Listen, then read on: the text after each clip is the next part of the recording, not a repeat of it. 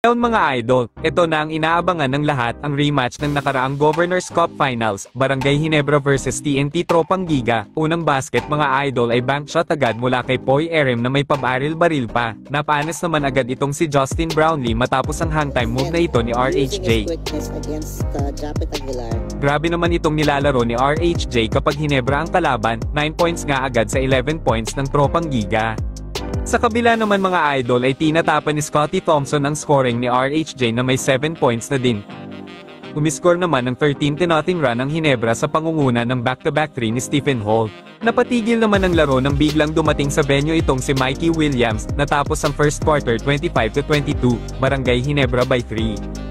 Second quarter ay maagang napa-timeout ang Ginebra matapos malaipat ang kalamangan sa TNT dahil sa 3-point ni Calvin Aftana. Mukhang ginaganahan nga ang mga TNT players mga idol dahil sa pagpapakita ni Mikey Williams. Ito na din ang hinihintay ng mga Ginebra fans, ang unang pasok ni Jamie Malonzo sa larong ito. Patuloy pa rin naman ang pagpapakitang gilas nitong ni RHJ, mukhang gustong patunayan na mas mahusay nga siya kay Justin Brownlee. Napayuko na nga lang itong si RHJ matapos hindi magustuhan ang tawag ng mga referees. Ganon din naman si Scottie Thompson, reklamo din bakit daw tinawagan ng foul yung kanyang steal. Mukhang kailangan ng seminar ito MG mga referees. Nagsimula na naman ang mga fans ng Ginebra, biglang sigaw na naman ang iyakin tuwing hawak nga ni Poy ang bola. Sigawan naman ang mga fans matapos ang hanep move na ito ni Scottie.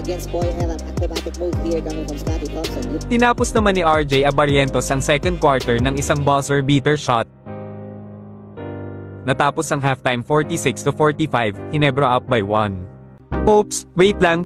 Mahilig ka bang tumaya sa PBA, NBA, MOBA o Live Casino? Narito na ang number 1 betting app na 1xBet. Hanapin mo lamang ang aking link na nasa comment section at pwede ka nang mag-register gamit ang iyong phone number o pwede din ang iyong email. Basta huwag kakalimutan ilagay ang promo code na MAMBO7 para may bonus ka kaagad up to 6,600 pesos. Pumusta nga ako ng 20,000 para sa Lakers kanina at 25,000 naman para sa Ginebra sa Game 5 kontra TNT. Mag-cash in at cash out gamit ang iyong GCash, Maya o di kaya bank transfer in just a seconds. Kaya ano pang hinihintay mo, mag 1xBet na. Second quarter ay agad nakuha ng TNT ang kalamangan sa pangunguna ni Calvin Aftana at Poy Erem. Nasaktan naman itong si Calvin Aftana matapos tumama nga ang siko ni Troy Rosario sa kanya, rason para matawagan ito ng flagrant foul. Grabe naman itong nilero ni Calvin Aftana na may score ng 23 matapos pumasok ang tres na ito.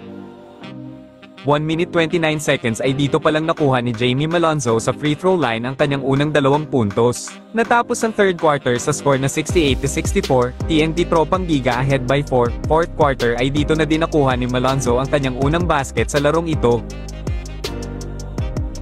Pero hindi naman nagpahuli itong si Calvin Aftana na may 27 points na. Muling napa-timeout naman ang Ginebra matapos lamang ang kalaban ng 5. 6 minutes 30 seconds remaining ay 7 pa rin ang hinahabol ng Ginebra, hindi pa rin nga nararamdaman ang presensya ng isang Justin Brownlee.